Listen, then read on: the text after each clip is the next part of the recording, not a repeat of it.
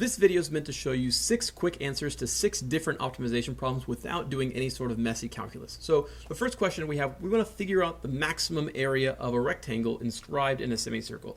That answer is simply whatever the radius of the semicircle is squared. So bear in mind here, this is the diameter of the semicircle, which is 6. Half that is 3, the radius. So 3 squared would be the answer of 9. Here we have a gutter to be made by folding the flaps of some line segment up into a trapezoid shape, and we want to know what's the maximum area of a trapezoid shape we could make, of such a trapezoid shape we could make. Okay, it's just simply taking the side length here and plugging into this formula, 3s squared square root of 3 over 4. If I do that, I get 3 times 16 when I square the 4. Square root of 3 over 4. 4 cancels the 16 to give me 4 times 3 times root 3 would be 12 square root of 3. This problem is finding the maximum surface area of a cylinder, an open cylinder, inscribed in a sphere.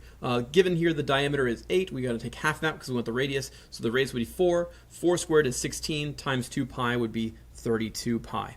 Okay, this one is a rare one. You don't see it often, but here it is just in case. We want to find the maximum area of a rectangle, a tilted rectangle, where we have a fixed rectangle inscribed inside it. So you're usually given 2 side lengths of the inside rectangle. What you need to do with those 2 side lengths is average them. So in this case, averaging 10 and 8 gives me 9.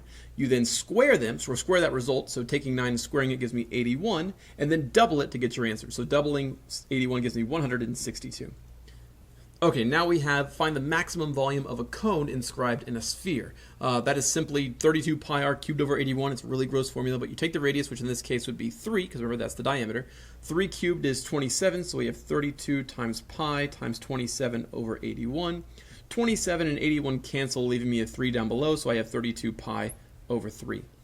And lastly, we find the maximum area of a rectangle inscribed in an equilateral triangle of side length s, or in this case of side length 4. We just take the side length, which is 4, plug it in here. 4 squared is 16 divided by 8 is 2 square root of 3. And so that gives me answers to 6 different optimization problems.